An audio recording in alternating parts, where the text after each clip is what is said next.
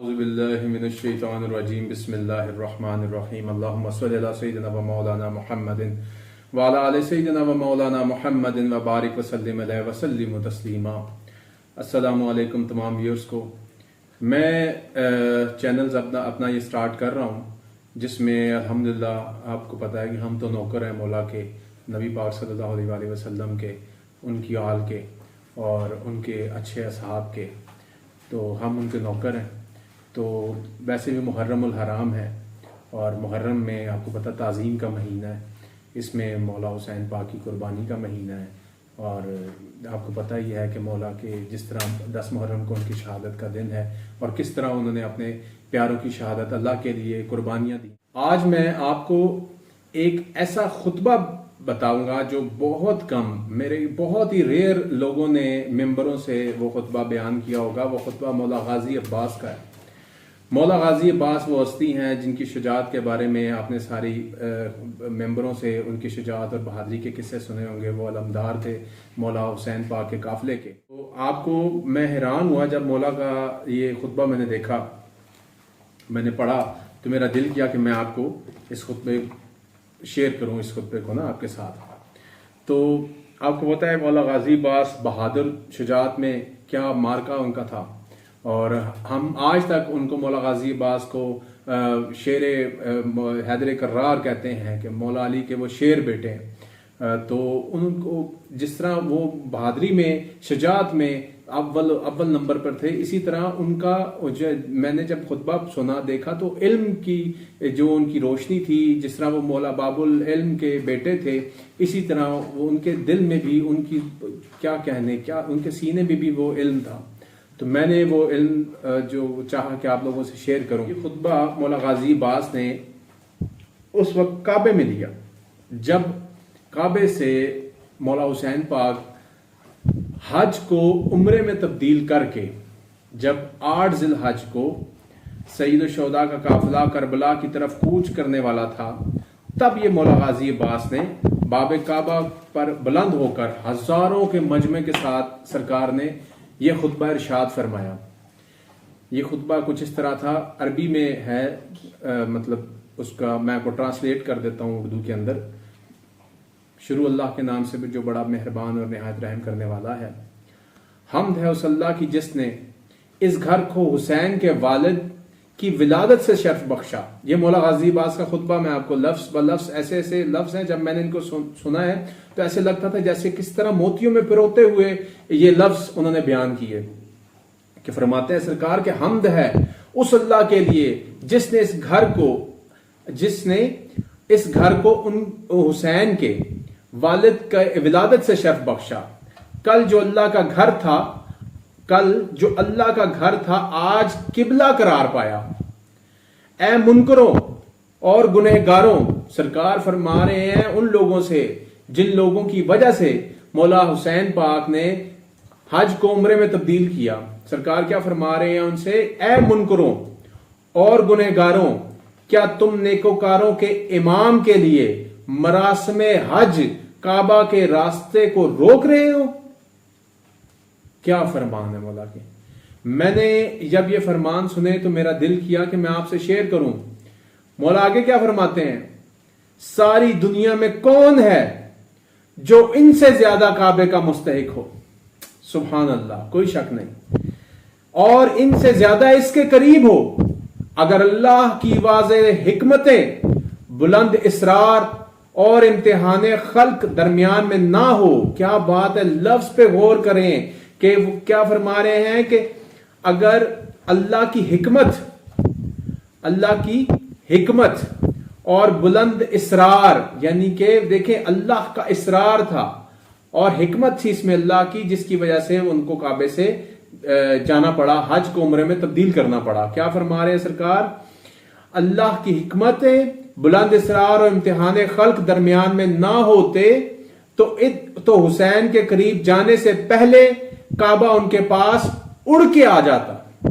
سبحان اللہ، سبحان اللہ، کیا کہنے۔ میں کہہ رہا ہوں کہ میرے ماں باپ، میری جانیں قربان میرے مولا غازی عباس پر۔ سبحان اللہ، سبحان اللہ۔ آگے مولا غازی عباس کیا فرماتے ہیں؟ لوگ حجر اسود کو چومتے ہیں और हजर अस्वद उनके हाथों को चूमता है। सुभान अल्लाह, सुभान अल्लाह। ये किन के लिए फरमा रहे हैं? ये मौला हुसैन के लिए फरमा रहे हैं।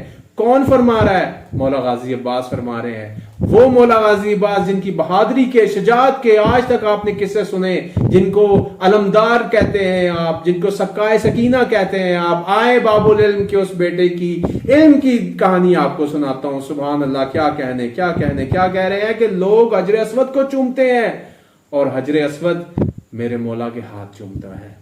और अगर मेरे आका के इरादे अल्लाह की मशीयत के पाबंद ना होते, ये मौला फरमा रहे हैं, ये खुतबा मेरे सामने लिखा हुआ है, मैं आपको सुना रहा हूं।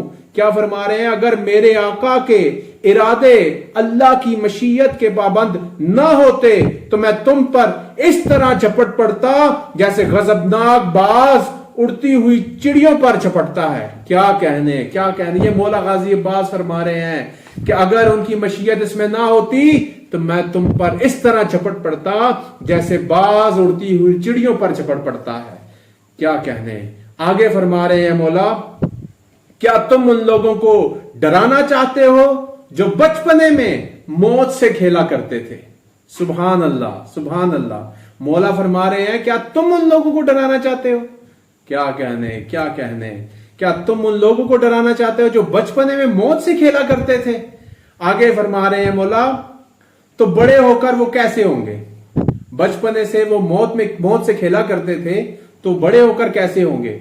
आगे मौला क्या फरमाते हैं, दूसरे जानदारों के अलावा मैं खुद अपने आप को अपने अजीज तरीन रफाका के साथ मखलूकात के सैयद और सरदार पर फिदा करने का तहिया कर चुका हूं। सुभान अल्लाह, सुभान अल्लाह। आगे क्या फरमा रहे हैं मौला, शराबखोर कौन है और हौज़े कौसर का मालिक कौन है?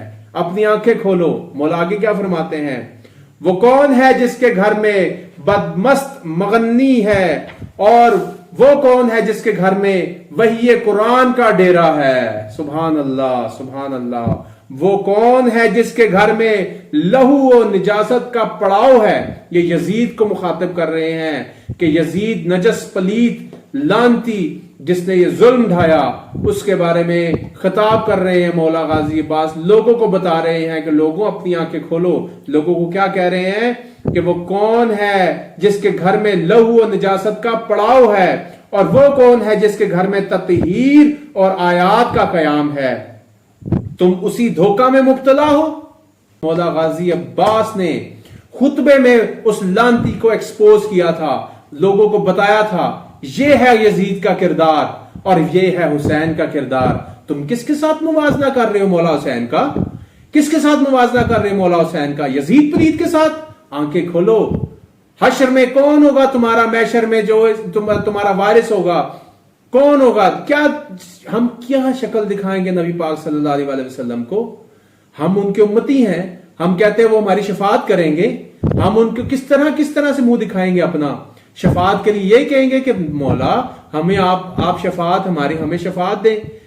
हम आपके नवासे का गम नहीं करते थे, हमने यजीद की फेवर की, सारी जिंदगी यजीद को बचाते रहे, सारी जिंदगी कहते रहे कि नहीं यजीद ने ऐसा कुछ नहीं किया, हम तेरे नवासे का गम नहीं मनाते थे। जब कोई गम मनाता था तो हम उसे कहते थे ये गलत कर रहे हैं, ये बिदअत कर रहे हैं, ऐसा करना नहीं चाहिए। ये शक्ल लेके हम फिर जाएंगे, ये मौला से कहेंगे आप हमारी शफात करेंगे, वो करेंगे शफात। और जब हम मौला को ये कहेंगे या मेरे मौला हम आपके नवासे का गम करते रहे, हम अपने बच्चों को छोड़कर, अपनी औलाद को छोड़कर, माँ बाप को छोड़कर हम मौला हुसैन पे रोते हैं, उनके बच्चों पे रोते हैं। हम अपने जनाजों को छोड़कर उनके जनाजों पे जाते हैं। हम अपने बच्चों को, शीरख्वार बच्चों को, अपनी फैमिली को, सब को लेकर जाते हैं वहां पर, ताकि हश्र में हम अपने प्यारे नबी सल्लल्लाहु अलैहि वसल्लम को ये कह सकें कि सरकार जब हमें आपके नवासे के बारे में बताया गया, जब हमें इल्म हुआ तो हमने परवाह नहीं की, हमने किसी चीज की परवाह नहीं की, ना अपनी जान की, ना हमने ये परवाह की कि मैं थका हुआ हूं, ना हमने ये परवाह की हमारे पास कुछ है नहीं है। हमने अपनी जानें कुर्बान करने के लिए हम मजालिस में जाते थे, हम आजादारी में जाते थे। आगे फरमाते हैं तुम उसी धोखा में मुब्तला हो जिसमें कुरैश मुब्तला थे। वो रसूलुल्लाह सल्लल्लाहु अलैहि वसल्लम को कत्ल करना चाहते थे और जब तक अमीरुल मोमिनीन जिंदा थे उनके लिए रसूल का कत्ल नामुमकिन था। ये मौला खुतबे में फरमा रहे हैं, जब तक मैं जिंदा हूं, यानी कि मौला गाजी अब्बास जब तक जिंदा है, वो अपने बारे में बता रहे हैं कि जब तक मैं जिंदा हूं अबू अब्दुल्ला हुसैन का कत्ल कैसे मुमकिन है।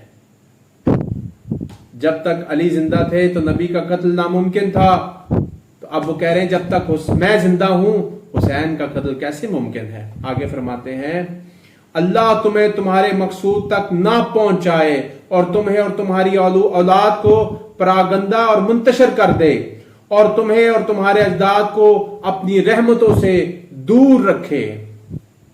ये था मौला अबुल फजल अब्बास, मौला गाजी अब्बास का वो खुतबा जो मैंने पढ़ा, तो मेरा दिल किया कि मैं आप लोगों के साथ इस खुतबे को शेयर करूं। ये खुतबे में मैं रेफरेंस कोट कर देता हूं, ये इसमें जो बुक्स हैं जिनमें ये खुतबा मौजूद है जो मैंने पढ़ा है, ताकि आप लोग खुद भी इसको जो है वो सर्च करके उसमें देख सकते हैं। कबरियत अहमर, इसमें जिल्द नंबर 3 और सफ़ा नंबर 61, और मालिउल सिब्तैन जिल्द नंबर 1 सफ़ा नंबर 431, कबरियत अहमर जिल्द नंबर 3 सफ़ा नंबर 45, ये इसमें ये खुतबा कोट किया गया है। ठीक है, आप इस खुतबे को वहां से भी खुद देख सकते हैं, पढ़ सकते हैं। ये वो खुतबा था जो मौला गाजी अब्बास का खुतबा था।